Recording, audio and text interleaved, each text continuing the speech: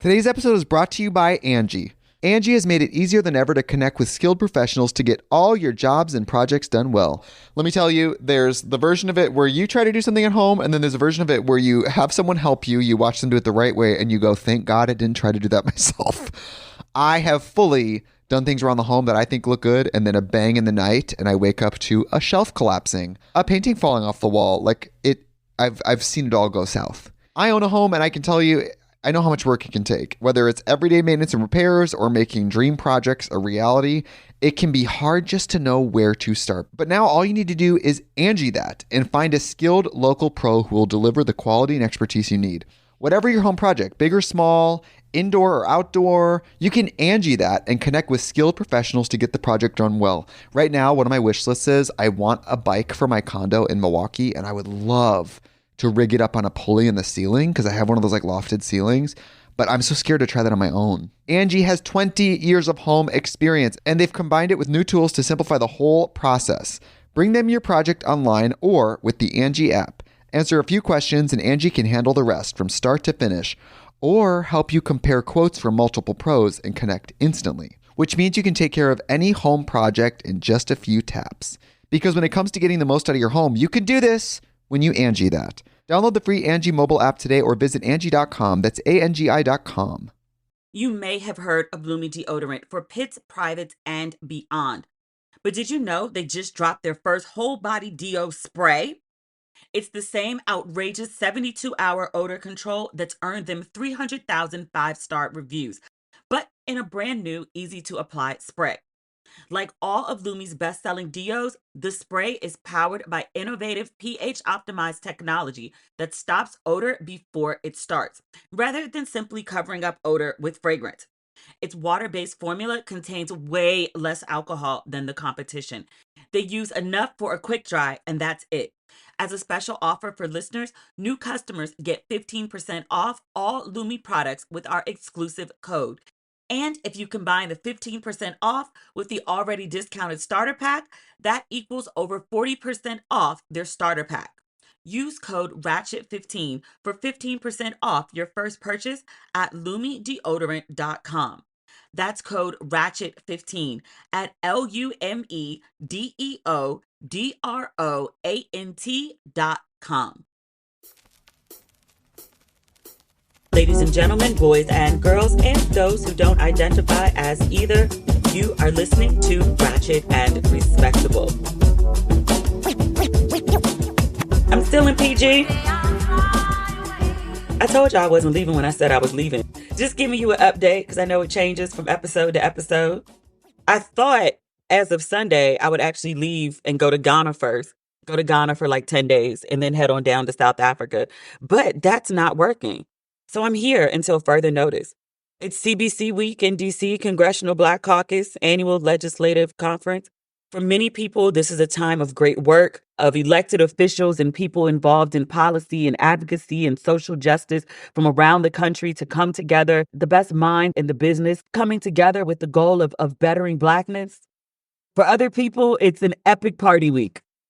I may or may not attend. I've got a few invites. My heart just isn't in it right now. You know, sometimes you be in go mode and then other times like, no.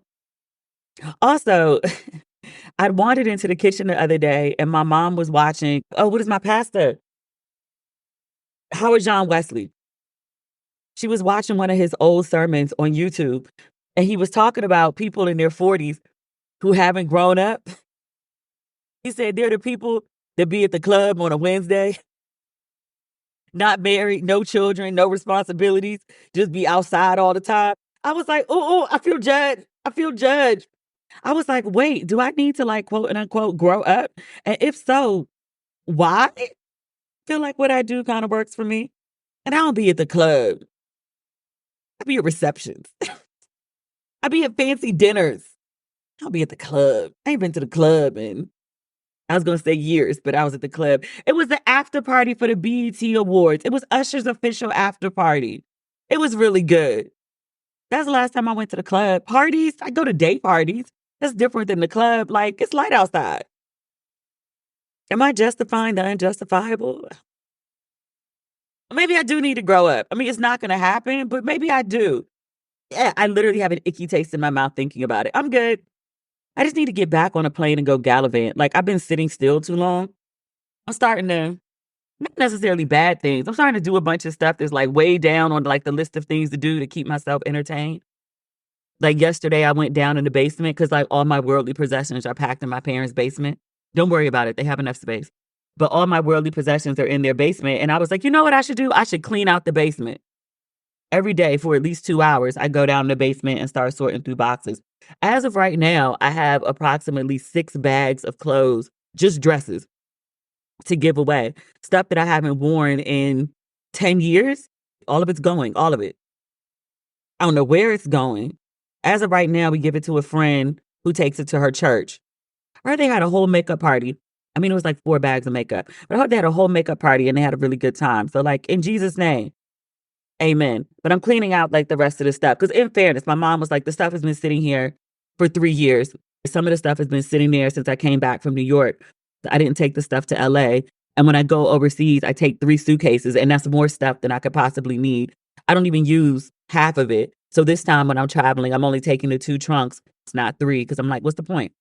But I was like, if I can live my life for the last 2 years out of literally 3 suitcases, then everything else, not the furniture, I'm keeping the furniture. Eventually, I'll get a place. I looked at apartments in DC, no less, the other day. This is like the 3rd time I've done that. It's expensive as shit, but it's so cute. And my entire social life is downtown. Sometimes driving back and forth from the suburbs to the city gets on my nerves. But then I also remember, like, I'm not paying rent, so maybe I should just eat that. People are like, are you moving back? And I was like, how many times have I said this? I don't know. Maybe. We'll see. What is going on in the world? There's so much. I watched Netflix over the weekend. I really didn't do anything. I don't like going out on weekends. There's so many people outside. I watched Rebel Ridge on Netflix. The actor, Aaron Pierre, I think he played Malcolm X. What was the show with why can't I remember his name? Forrest Whitaker. He was playing a drug dealer. I mean a big drug dealer in Harlem. And Malcolm X was one of the characters on the show. I think he played Malcolm X on that show. He was definitely in, there was some, I want to say, Amazon movie about Black people. I want to say right after slavery. I remember him from that. I didn't really pay attention to him. I clocked him as attractive, but I was like, But in this film, I don't even think I realized he had light eyes, which is not really necessarily my thing. I like it on Michael Ealy, but it's not necessarily like a thing for me. The way they had him in this Netflix poster, I was like, woo, who that? I clicked on the movie thinking it was, you know how sometimes I talk about this? I just like to see men with big guns shooting up shit. Like, I just like to see like an excessive amount of violence sometimes. Like, I read somewhere they were like, women who like a lot of violence and who tend to watch like a lot of murder mysteries or Snap, things like that. And they were like, that's a trauma response. And I was like, okay, I accept that. I'm not in denial about it. All right. So I just like sometimes to see like men with big guns just shoot up a lot of shit, like excessive violence. Like I watched Gangs of London season 1 for the first time, maybe like 2 weeks ago, which if you watched Gangs of London when it first came out in like 2020, and in all this time, which indicts like 99% of people who watched it, never said anything to me about it, we're not friends anymore. That is one of the greatest seasons of TV I have ever seen. There's a particular episode where they're trying to get the boy to the boat, which is one of the greatest hours of television I have ever seen in my life. Like, it's better than the heist scene from Heat, which I think is one of the best shootout scenes of all time. No one ever told me about Gangs of London. I just happened to stumble upon it when I was washing my hair. But that level of violence is perfect for me. 500 people had to die in season 1 alone. It was great. I expected, and I wanted that level of violence with this movie.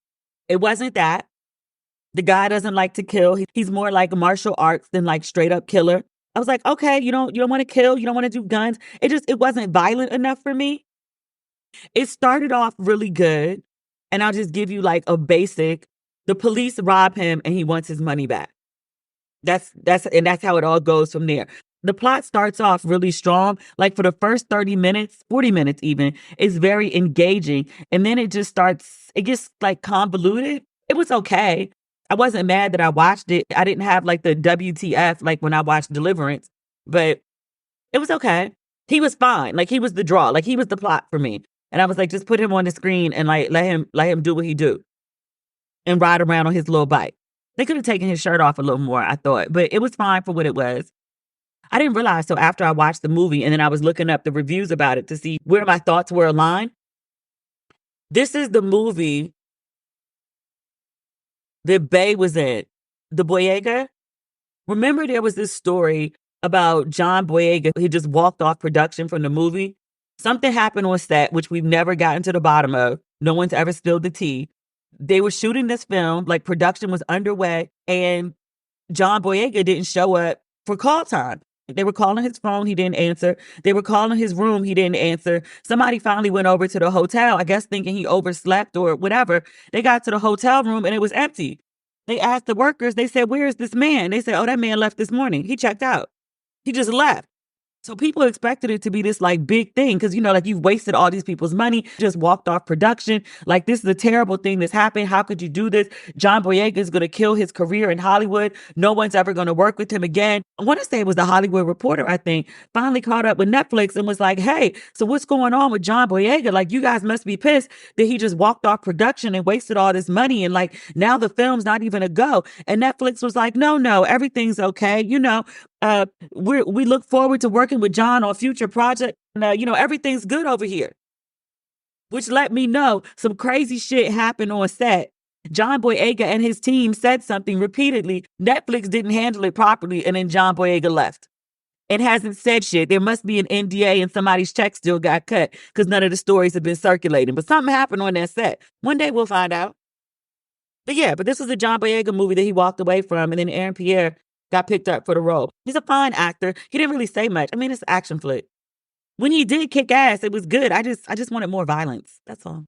I look forward to seeing him in other projects. He looks like a real life superhero. You ain't really got to do much to him. Can he be like in Marvel? Can he be like an X-Men or something? Just put him in some sort of superhero something. I would like that. You know who else looks like that? I think it's the light eye thing. DeWanda Wise. I always tease her and I'm like, you look like a real life superhero. Like you got superpowers you just haven't shared with us yet. Just looks like a superhero. So does he. He fine. He young. He 30. I want to say like a new 30. And I'm like, ooh. That's why I'm not going in too much on him. Like 30 is young for me. I don't even usually like look under 40 at this point. Although I did go on a date with a 34-year-old. On accident. I thought he was like 38, 39. And he carries himself very mature. And he has his shit together. And then we're on the date. He said something. And I just asked, "How old are you?" Because I actually thought he was going to say he was older and that I had read him too young. And then he was like 34. I wasn't trying to be rude. I almost choked on my water. I tried to keep a straight face. I don't think I did, though. But I was like, oh. I told like the group chat when I got home, like the mini chat, not the big chat. I told like the mini chat and I was like, yo, they were like, "How did it go?" And I was like, yo, the first thing I said, I was like, "He's 34. And they were like, "And?"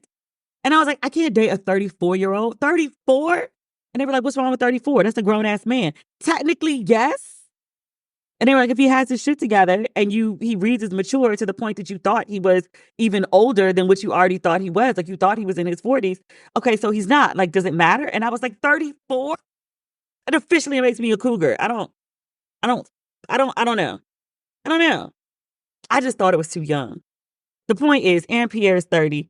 I don't feel comfortable lusting over him the way I would over, say, like a Michael Ealy or a Morris Chestnut. He too fine to just be called cute and adorable because he definitely ain't that. But just I can't lust properly. I can't. It's just I'm not activating. We've all hit the point where we realized it was time to make serious money moves. Take control of your finances by using a Chime checking account with features like no maintenance fees, fee-free overdraft up to $200, or getting paid up to 2 days early with direct deposit. Learn more at chime.com/ratchet. I love using Chime because it's a financial institution with a sense of community.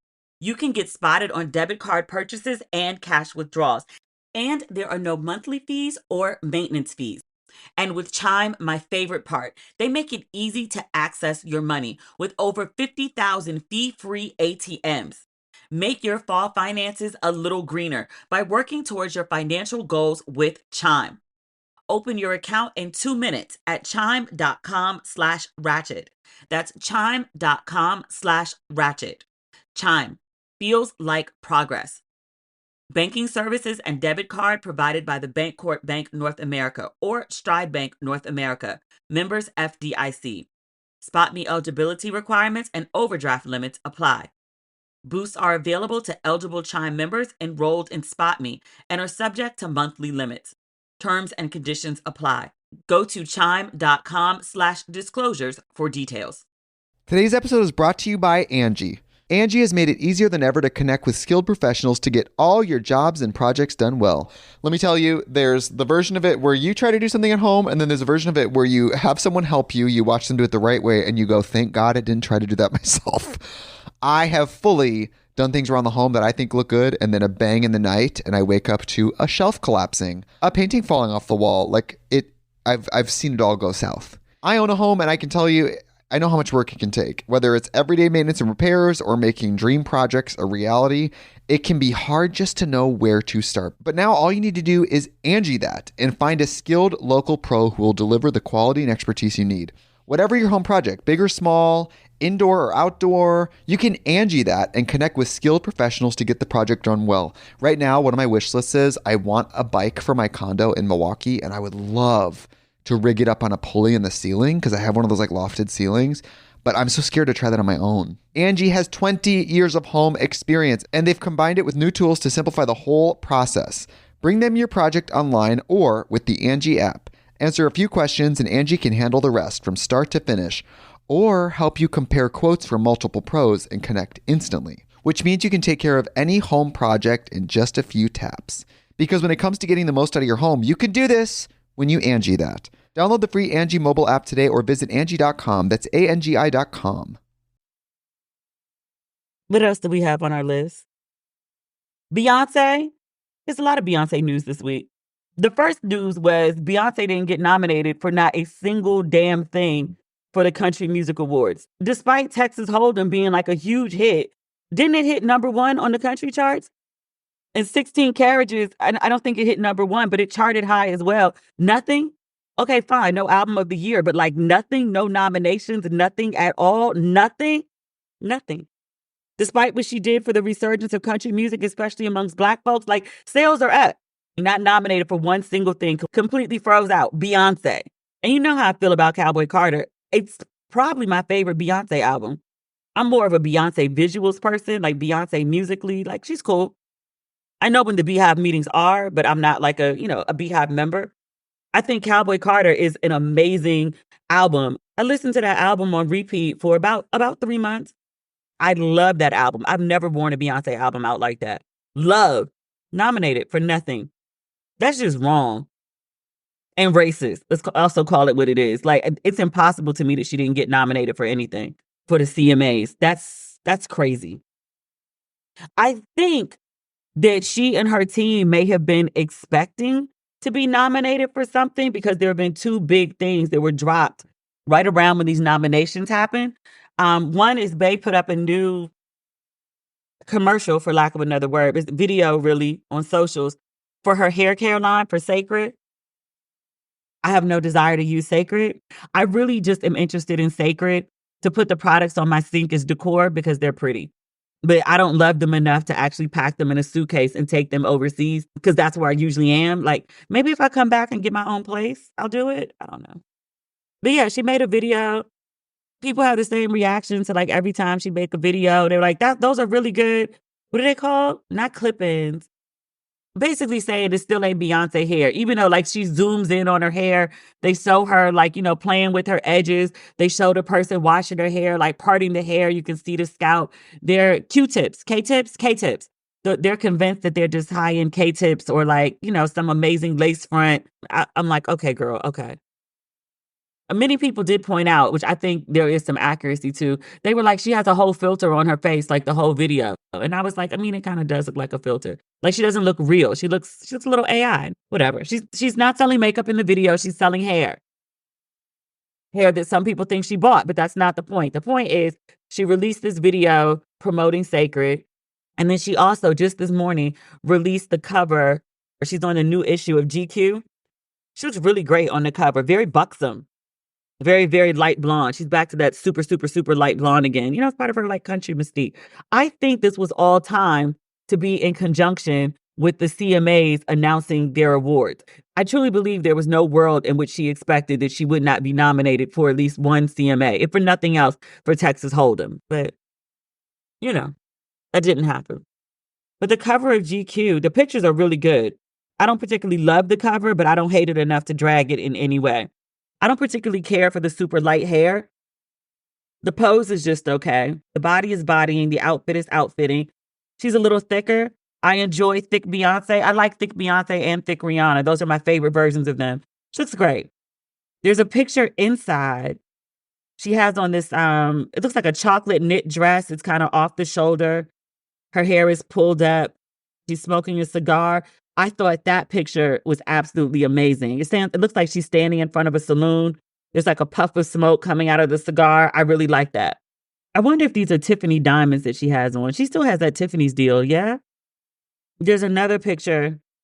She's got on all black, sheer black. Her boobs look huge. Not necessarily a bad thing. It looks like a good boob job.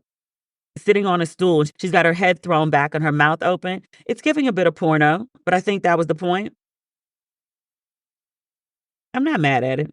It's nothing like disgraceful like that cut cover of my beloved Usher Raymond. I'm still mad about that. I'm on Beyonce's page. She has different pictures than the one GQ posted. See, stuff like this makes me miss being a magazine editor. The cover of GQ, like, it's fine, but there's another shot on Beyonce's page. She's sitting on a chase chair. Is that a chase? It's like a half chair, half chase. Let's go with chair. Okay. She's leaned back. She has on this black sheer gown with rhinestones all over it. It's got some feather situation happening at the top. It's real glamorous and over the top. And then she's leaned back, but like looking at the camera, not like looking at the ceiling. And she's got the long blonde hair, the light blonde hair. She's got her hand down and she's holding a glass of whiskey. She's got these two giant rings on, diamonds, diamonds, diamonds. This is like a cover photo to me. I would have put this on the cover if I was the editor.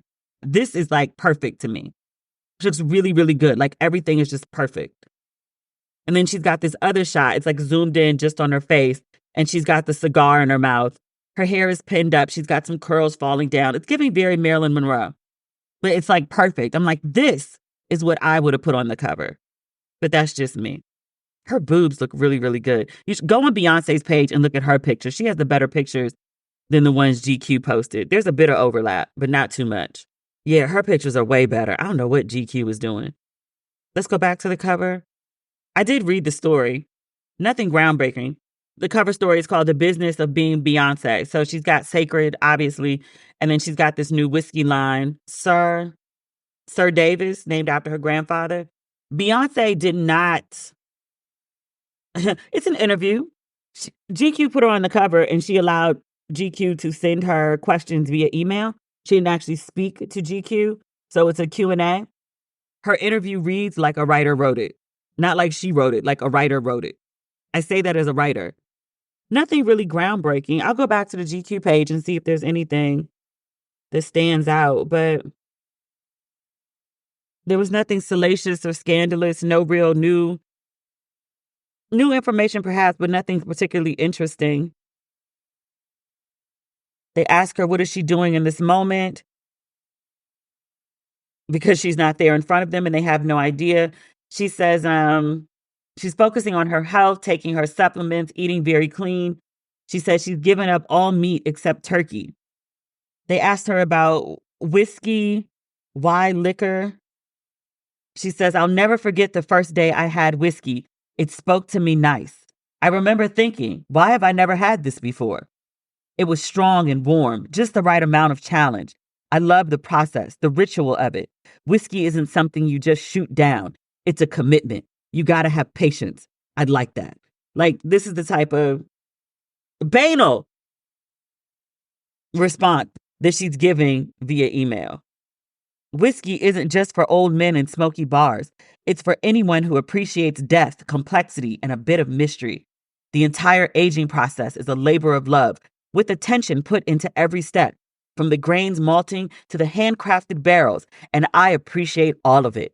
Making whiskey is an art form. Why y'all making me read this? Oh, this is interesting. GQ asked her, what has your experience been like as a Black woman in business spaces that some might have assumed you wouldn't thrive in? And she says, or writes, there's a huge contrast between the business journeys of men and women. Men often have the luxury of being perceived as the strategists, the brains behind their ventures. They're given the space to focus on the product, the team, the business plan. Women, on the other hand, especially those in the limelight, are frequently pigeonholed into becoming the face of the brand or the marketing tool. It's important to me to continue to take the same approach I've taken with my music and apply my learnings to my business. She says of her whiskey brand, we took our time, we did our research, and we have earned respect for our brand. I try to choose integrity over shortcuts. I've learned that true success isn't about leaning on a name. It's about crafting something genuine, something that can hold its own. It's not about being perfect. It's about being revolutionary. Okay. I wish they'd been able to ask her, like, how do you feel about getting snubbed by the CMAs? But the interview was done earlier this summer. Oh, she says this about Sacred. She says, when I started my hair care brand, Sacred, I wanted it to be recognized for what it does for real people and their hair. When it was launched, I made a conscious decision not to appear in the ads. The brand's first impression needed to stand on its own merit, not be swayed by my influence. I've been using these products for years, so I know firsthand how magical they are. She got a lot of criticism for not being the face of her brand and for not, being seen enough, like using her brand. She's got that criticism for her whole career. I think she's trying more with Sacred. She has heard the criticisms. She's trying. I see it. So here, they asked her about the visuals. They said, was your decision to move away from music videos a deliberate one? You pioneered and perfected the visual album to such an extent that it was striking to see Cowboy Carter and Renaissance released without any. She said, I thought it was important that during a time where all we see is visuals, that the world can focus on the voice. The music is so rich in history and instrumentation. It takes months to digest, research, and understand. The music needed space to breathe on its own. Sometimes the visual can be a distraction from the quality of the voice and the music. The years of hard work and detail put into an album that takes over 4 years. The music is enough. The fans from all over the world became the visual. We all got the visual on tour. We then got more visuals from my film. I guess. And this was written by Fraser Tharp. I try to shout out the writers when I can. Writers across any industry never get enough love. Shout out to the writers. I know that none of you watch porn, but just in case you have any friends that do, help me pass along this important PSA. Incognito mode does not make you incognito. Check the fine print. All your late night activities are still 100% visible to a ton of third parties, unless you use ExpressVPN. Protect your online privacy today by visiting expressvpn.com/ratchet. That's expressvpn.com/ratchet. And you can get an extra 3 months free. expressvpn.com/ratchet. You may have heard of Lumi deodorant for pits, privates, and beyond. But did you know they just dropped their first whole body deo spray? It's the same outrageous 72-hour odor control that's earned them 300,000 5-star reviews, but in a brand new, easy-to-apply spray. Like all of Lumi's best-selling deos, the spray is powered by innovative pH-optimized technology that stops odor before it starts, rather than simply covering up odor with fragrance. Its water-based formula contains way less alcohol than the competition. They use enough for a quick dry, and that's it.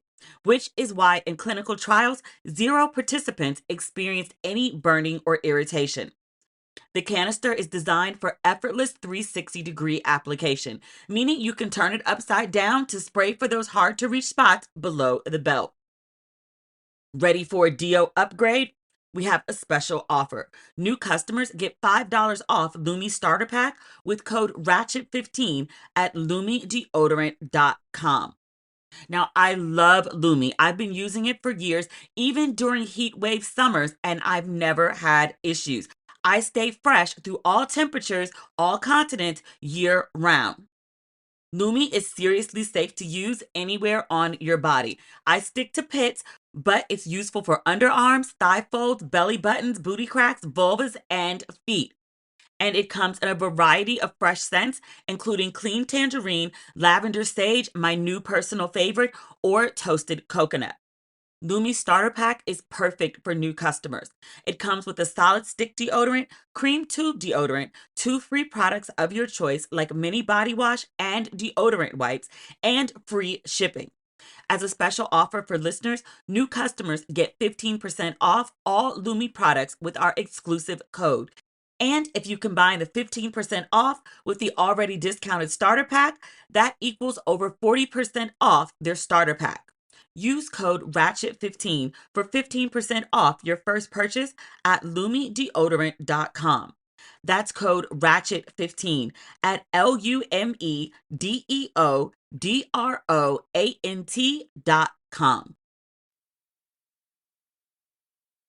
Are you interested in the struggles our children face in the classroom? Teach the Babies with Dr. David Johns has lively conversations about the development and protection of our most precious resource, our babies. In each episode, my good friend Dr. David Johns talks to incredible educators and leaders as they grapple with questions about the future of education and its impact on our own children. This week's episode is back to school. I've been watching parents, moms especially, have meltdowns, whether they're taking the kids to kindergarten or first grade or dropping them off at college. This is a can't miss deep dive into one of the most important issues facing our country: teaching our babies. Like, subscribe, share, and most importantly, listen as Dr. David Johns and his guests explore these questions with you. Find Teach the Babies wherever you listen to podcasts.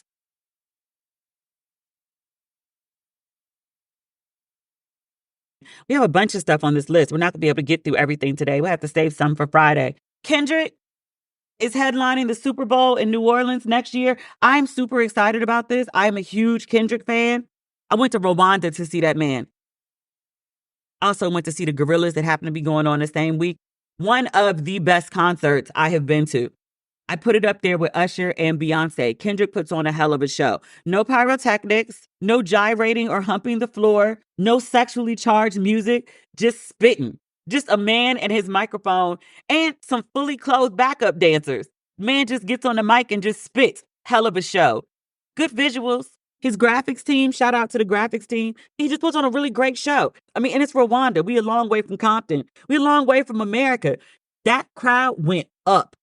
I mean, as a general stereotypical observation, African folks be partying. I ain't never seen nothing like that. They are a whole different level of energy. But I was like, really, like Kendrick is huge in Rwanda. And I was like, okay, all right. They go up to we gonna be all right, like we do. It was wild. Okay. Equivalent. So went to see Kendrick last year, December, in Kigali, Rwanda. Okay. And this is pre-Drake beef. When he performed on Juneteenth for Amazon and he did Not Like Us, and he did Not Like Us in LA 5 times in a row, and the crowd was just like losing it. They were going completely and utterly insane. That's how it was in Rwanda, off like, I got royalty and loyalty in my DNA. Like, just, they went crazy. Mid-performance, Kendrick is on stage and this backdrop falls, this gigantic backdrop. It's an outline of Africa with Compton in the middle. So connecting Compton to the continent of Africa and the struggle being the same, the crowd went insane, like insane. It was so good. I can't wait to see him on the Super Bowl stage. I can't believe they allowed him on the Super Bowl stage. Like, the first time I saw Kendrick, it was like the first round of Black Lives Matter. He opened the BET Awards and performed on top of a cop car with an American flag in the background, if I remember this correctly. Like, it was some real, like, anti-establishment shit. And, like, I mean, Kendrick in general is anti-establishment. And then, like, you about to do the Super Bowl, which is the most mainstream, all-American, very corporate, very capitalism, very establishment shit ever. Get your money's, black man. Like, I ain't even mad. It's just wild to me that, like, the face of, I shouldn't say the face, the anthem of the second wave of Black Lives Matter. And at a time in our country where they're doing away with DEI, they're doing away with so much of the progress that has been made for Black people is being rolled back. That the guy who's the anthem of Black Lives Matter, this anti-establishment figure, is going to be headlining the Super Bowl. I love it. I mean, in addition to that, he's having the best year ever and is a major pop culture icon right now. To the point, so Kendrick Lamar is announced as like, okay, Kendrick's doing the Super Bowl. I'm wandering into the kitchen. My parents are watching like the news or whatever they're watching the news, Steve Harvey. I don't know. They love Family Feud. I walk into the kitchen and my dad pauses the TV and he was like, Demetria, who is Kendrick Lamar? I was like, oh, my mom goes, he's a rapper. And I was like, how do you know that? And she says, he's in a feud with Drake. I wish this is when I need to be doing this on video. Cause I was like, what? How do you know that? My mom goes, A minor. Yo, I wish you could see my face when she said it. Like I had no idea my mother. My dad goes, I know that song. How? How do you know this song? So apparently they play Not Like Us all the time during basketball games. My dad is like obsessed with sports, like anything with the ball. But particularly during basketball games, they play Not Like Us all the time. And that's how he's heard Kendrick. I asked my mother, I was like, how do you know this? Because she doesn't really watch sports. She'll go to games downtown sometimes, which I imagine they probably play it there. But I was like, how do you know like like how are you knowing like these lyrics? Like how are you? And she was like, oh, Instagram. Okay. She knew A minor and she knew pop out and show niggas. She wouldn't say the N word. She was like, pop out and show. And then she just started like giggling. And I was like, oh God. My mother knows Kendrick Lamar lyrics. And then he's feuding. He's feuding with Drake. My mother will beat me if I say how old she is. But like my mother grew up on Motown and my dad, like, had an 80th birthday a few years ago. So like he's at the point that my parents and my mother knows Kendrick lyrics and then he's feuding with Drake. He's a cultural phenomenon. He should be headlining the Super Bowl. Some people are very upset about this. They feel like Lil Wayne, because the Super Bowl is in New Orleans, they were like, this is Lil Wayne's time. It should be Lil Wayne's Super Bowl. Lil Wayne said that he wanted to headline the Super Bowl. So like, it should be Wayne. And I was like, should it? I have nothing against Lil Wayne. Like I like Wayne's songs. A Millie, the Carter 3, I love the whole album. I listen to it on repeat. Like I feel you. I get it. But Lil Wayne at the Super Bowl? Just because it's in New Orleans? I understand he wanted to do it, that he's publicly like asked and stated that he wanted to do it. I feel like I've publicly asked and stated that I want 100 million. Could someone give it to me? If that's just how you get what you want, you just state it publicly and then someone should give it to you. Where's my 100 million then? People also saying they could have done like a Cash Money, Master P, Lil Wayne. They could have done like a whole thing rolled up together. And I was like, it's not a bad concert lineup. It's not. But the Lil Wayne, what I'm about to say next, it is not nice. It is not kind. It is probably arrogant and rude. It is low vibrational. It is distasteful to say the things that I'm about to say.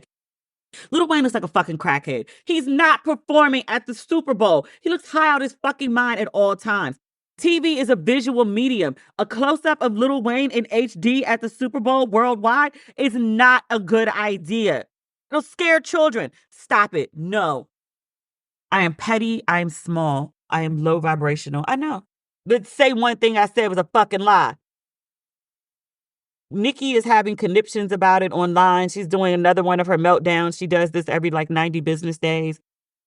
Birdman is having a conniption. Lil Wayne's manager is having a conniption. I haven't heard anything from Lil Wayne. I also read Because people are blaming Jay-Z. People are like, Jay-Z and Lil Wayne have beef. And so he's taking it out on Lil Wayne through Kendrick because Kendrick has beef with Drake, who's one of Wayne's artists. And I was like, you really think it's that deep? Or you really just think like Kendrick is having like one of the best years ever of anyone? And probably has a new album coming out. Like it makes sense. Like he is the biggest artist in hip hop right now.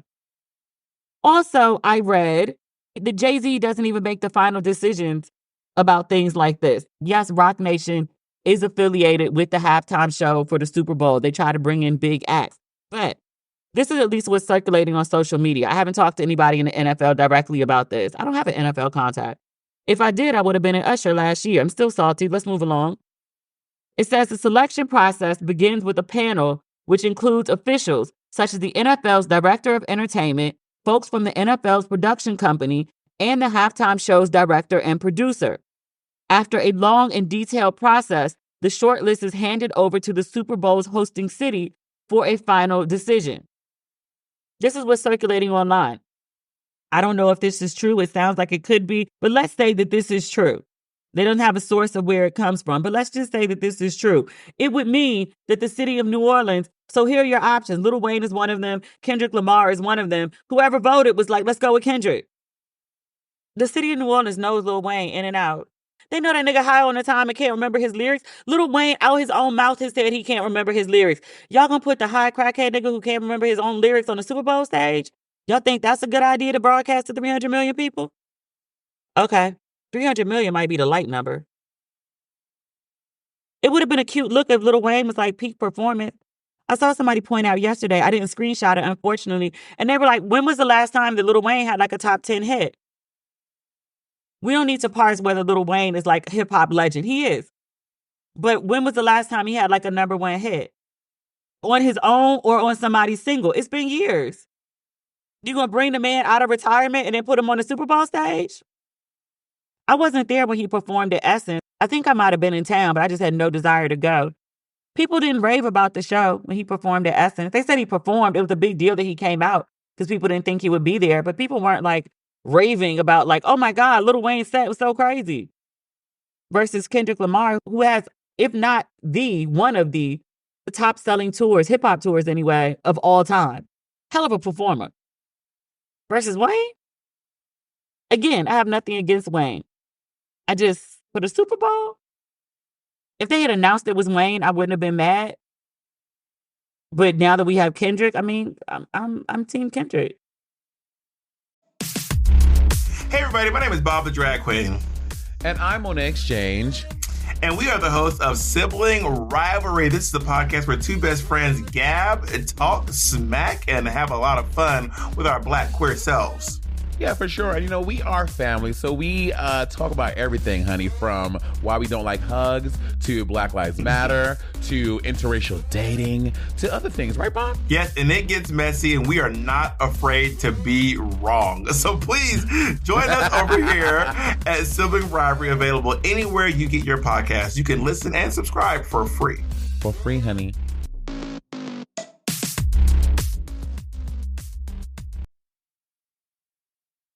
Somebody I do have something against is in the news yet again. He will not stay out of the news cycle. When he was on Shannon Sharp, and then also I think when he sung, I think it was the national anthem. I still haven't watched the video.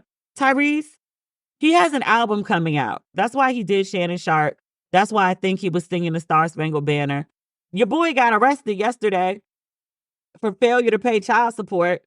He owes something, it's over $70,000 in child support. He is supposed to pay, I think I read $10,000 a month, and he says that it's too much. So he apparently has been paying his ex-wife somewhere around $2,200 instead, because he feels like that's an acceptable amount to pay. And I was like, I know niggas that live up the street with security clearance and government contracts that pay more than $2,200 for one child per month. Tyrese surely makes more than the IT dude living in the Maryland suburbs. And shout out to our cousin Simone Redwine. I love me some Simone. Lawyer Simone, who be breaking down all the cases. If we had more time, if this story hadn't just happened yesterday, I would have reached out to her and asked if she would come talk to us on the show. She's a friend in my head. I like her lots. But she did a breakdown over on her page about what was going on with this Tyrese case and how he ended up getting arrested. The gist of it is Tyrese was ordered by a judge to pay his ex-wife 10,000 American USD dollars and dineros for the child that the both of them created together. The child did not hatch from a pod. She did not spontaneously combust within her mother. Tyrese very much contributed to the creation of this child who carries his DNA. Just for clarity, this is his child. Tyrese doesn't want to pay $10,000. So Cousin Simone went and found the paperwork, because that's what lawyers do. $10,000 to the average person does sound like an excessive amount to pay in child support. Child support, which most of us know, is based on a percentage of the earnings. State by state, the percentage varies, but it's based on a percentage. It's not just an arbitrary number that someone plucks out of their head and decides, like, pay this crazy ass amount. It's a percentage of your earnings. So for someone who may not even earn $10,000 a month, even though everyone on the internet earns six figures, for people who don't even earn $10,000 a month, $10,000 a month just in child support sounds excessive. Because people who aren't even earning that are like, hey, I got a kid or two or three, and I'm raising these mofos and they just fine.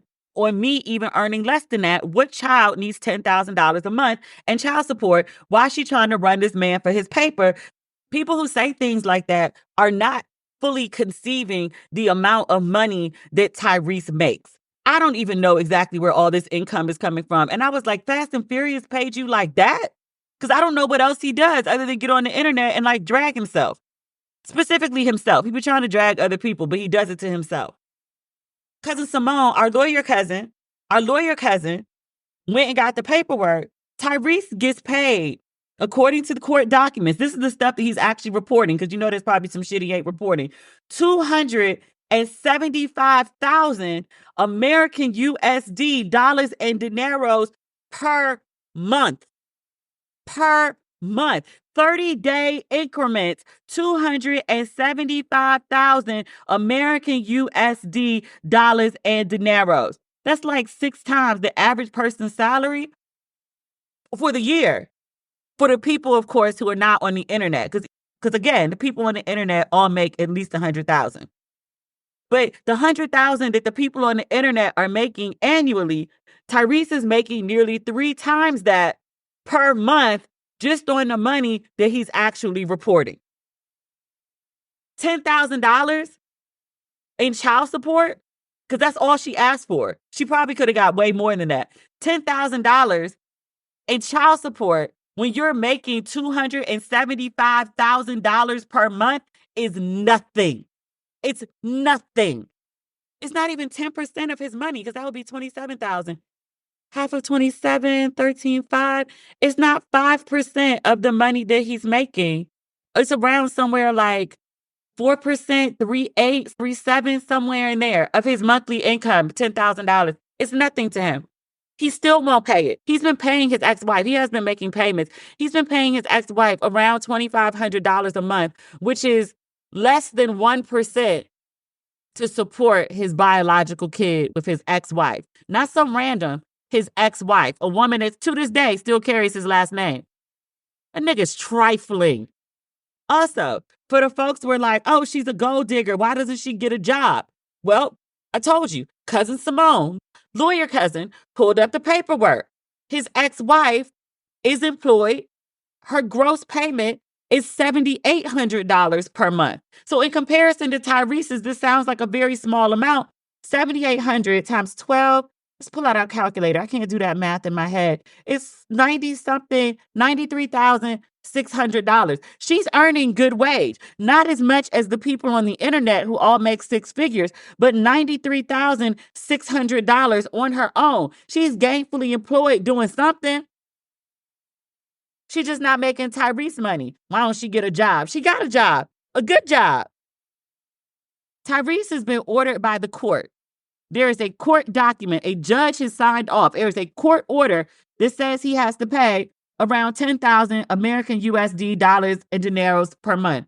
I just also want to point this out to you. If she's getting paid $10,000 per month, $120,000, It's still not even half what this man gets paid in 1 month of work. What he's paying her in a year, not half of 1 month of work.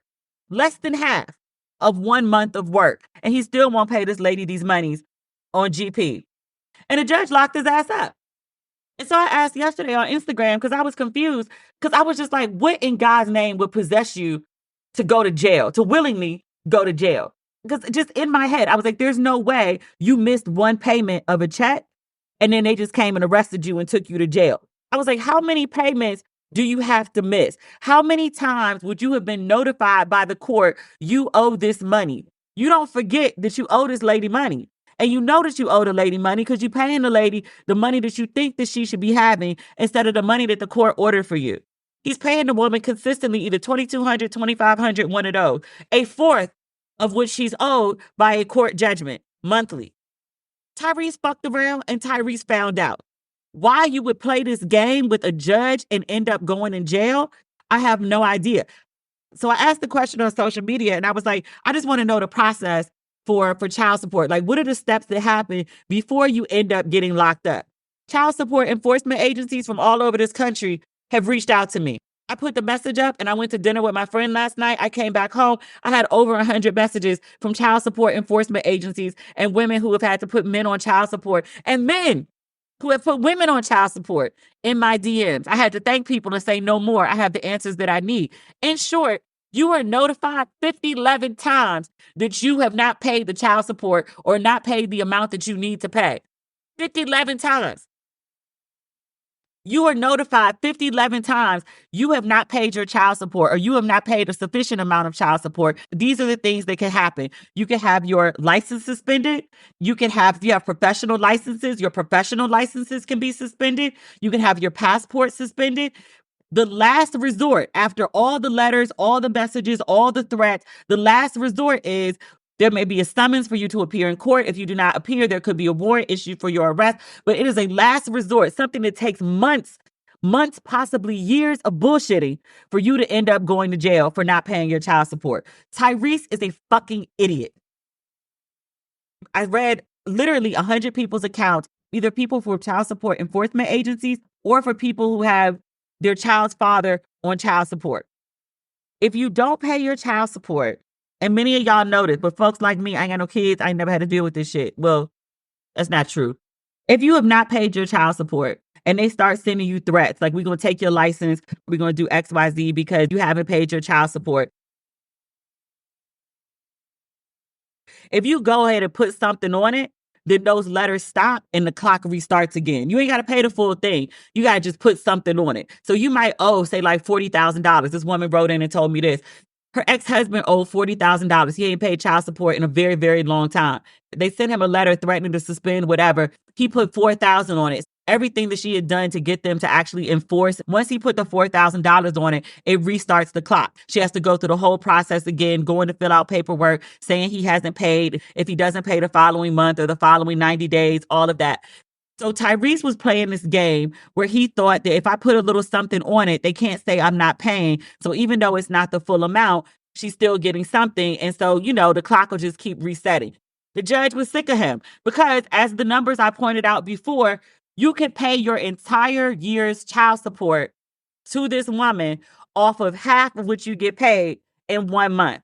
You fucking with this lady, and it's fucking with the court. Because it's a court order. It's not just like, oh, she wants you to do. The court has ordered you to do X. You ain't listening to the court, sir.